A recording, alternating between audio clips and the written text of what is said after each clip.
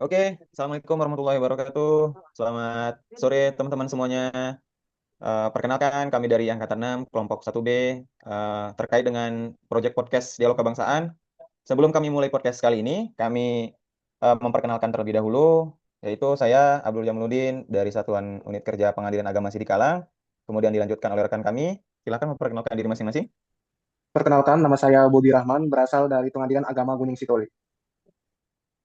Ya, Kenalkan, nama saya selanjutnya. Kristi Situmorang, Pengadilan Negeri Kabanjahe. Kenalkan, nama saya Dava Sakyul Widansyah dari Pengadilan Agama Syarif. Ya, selanjutnya.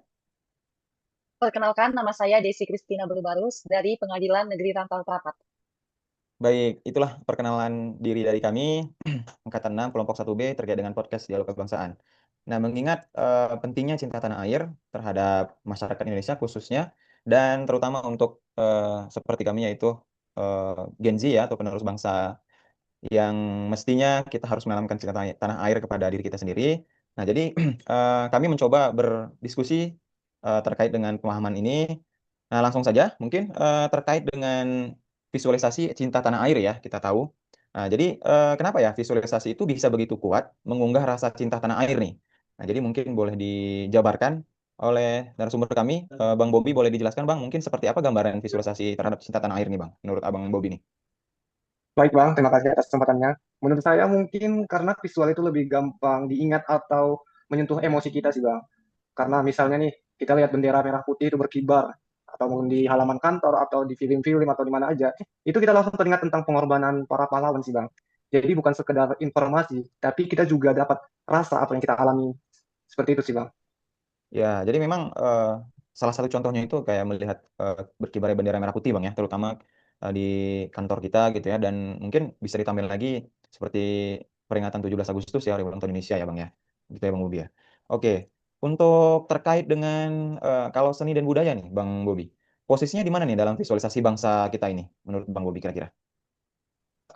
Kalau menurut saya sih seni budaya itu adalah bisa jadi pintu utama sih Bang.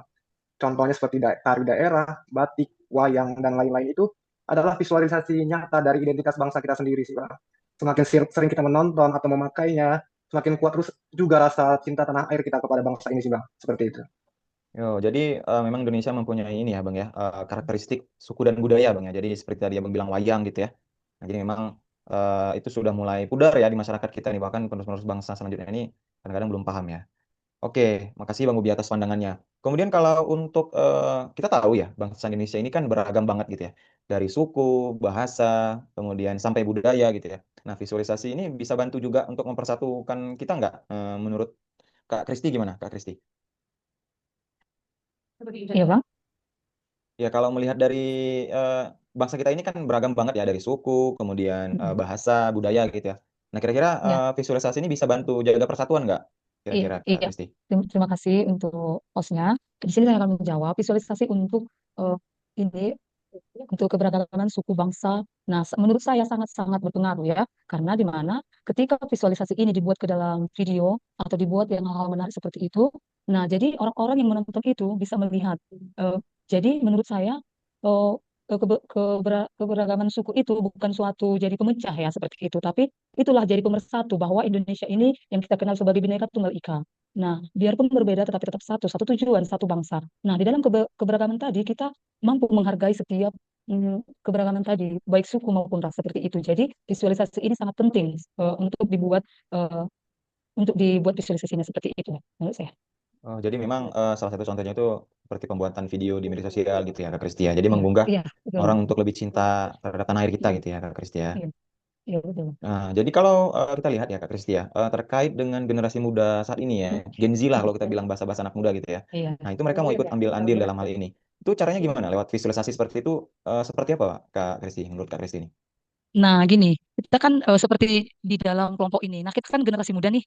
Nah, seperti Iya. itu, Gen Z atau Gen Z. Aku juga termasuk Gen Z. Nah, kita kan udah tahu nih sosmed, IG, TikTok, seperti itu, Facebook. Nah, Mm-mm. melalui daripada itu kita kan bisa share, buat video semenarik mungkin tentang kebangsaan Indonesia, baik yang tadi keberagaman suku ras seperti tadi. Kita buat hal-hal yang menarik. Bagaimana sih supaya penonton mau menonton video? Karena kita kan dari kalau lihat video kan kalau awalnya nggak menarik, kita kan akan lewati gitu. Kita nggak mau buka kan. Nah, jadi kalau dia menarik gitu, dibuat visualisasi yang menarik, nah para penonton juga kan gampang nih untuk terpacu untuk menonton. Nah, melalui tadi itu sebagai generasi muda kita harus sekreatif mungkin untuk buat video seperti itu. Itu sih, Bang. Ya, jadi nggak hanya TikTok jedak-jeduk aja ya kita tonton ya. Iya, betul. Jadi kita buat yang sepositif mungkin, Bang. Ya, jadi Mm. kita harus sadar juga gitu kan konten-konten yang mengandung cinta tanah air gitu ya Kak Kristi ya. Iya, betul, Bang. Oke, baik.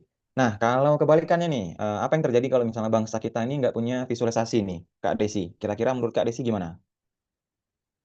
Nah, kita kan sudah ketahui bahwa peran teknologi itu sangat penting kan, karena informasi itu kita dapat dari contohnya itu seperti HP, TV, komputer maupun perangkat lainnya.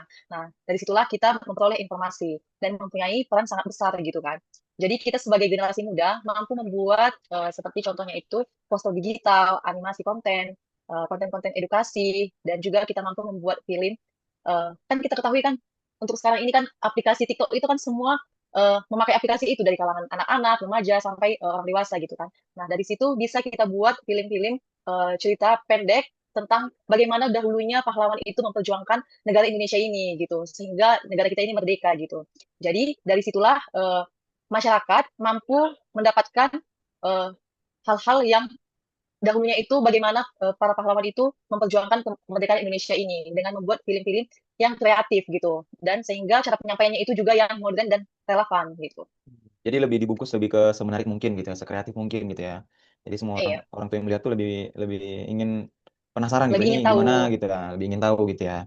Ya, jadi benar memang dibilang Kak Desi tadi. Jadi karena masyarakat Indonesia ini kan suka hal-hal yang visual yang menarik gitu ya. Nah, kalau kita bungkus semenarik mungkin pasti orang juga bakal melihat gitu ya konten-konten kita gitu ya. Oke, Kak Iya, Desi. benar. Kalau misalnya ada nggak hubungannya visualisasi bangsa ini dengan pembentukan karakter nih? Bang Dava mungkin boleh bisa memberikan pendapat, Bang. Kira-kira ada nggak hubungannya terkait dengan yang udah dijelasin dari Kak Desi, Kak Kristi, sama Bang Bobi terkait dengan pembentukan karakter kita nih, Bang? Kira-kira gimana, Bang, pendapatnya, Bang? Oke. Untuk hubungannya sendiri itu sangat erat ya. Visualisasi bangsa ini bukan sekedar karya seni atau tontonan indah. Nah, tapi juga media sebagai media edukasi dan pembentukan karakter. Nah, lewat visualisasi, nilai-nilai penting seperti keberanian, gotong royong, patriotisme, kejujuran, disiplin, bisa disampaikan dengan cara menyentuh emosi dan lebih mudah dicerna dibanding hanya lewat teks atau ceramah.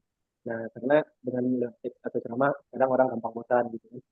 Nah, Bosan gitu ya, apa seperti yang disampaikan gitu ya? apalah, pengetahuan kan yang menyampaikan itu ada boring orangnya kan. Jadi kadang orang-orang dengan penyampaian itu kan agak gimana gitu kan. Nah, misalnya seperti film Perjuangan Kemerdekaan yang ditayangkan gitu kan. Itu tuh kan dapat menambah jiwa keberanian dan pengorbanan pada generasi muda. Nah, sekarang ini generasi muda kan lebih banyak Gen Z-nya gitu kan.